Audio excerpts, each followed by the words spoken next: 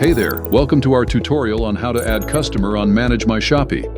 You need to go to the Manage My Shoppe website. Next, enter to email and password. Click on the Login button. Welcome to Manage My Shoppe dashboard. Click on Add Customer. Now fill your customer details.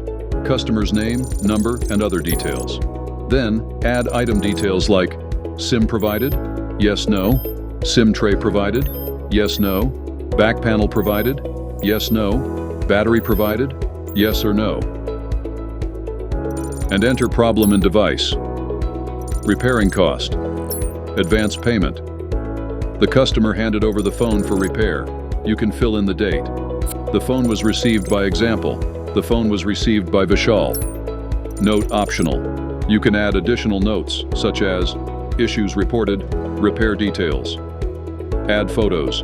Example customer photo, phone photo, ID proof photo. You can attach these 3 photos to make your customer data more secure and detailed. After completing Fill Your Customer Details, click on the Add button. That's it. You've successfully customer add-on Manage My Shoppe. Click on Repairing History. Customer details have been saved, and the customer has been added to your database. You can also grow your business and improving your customer service.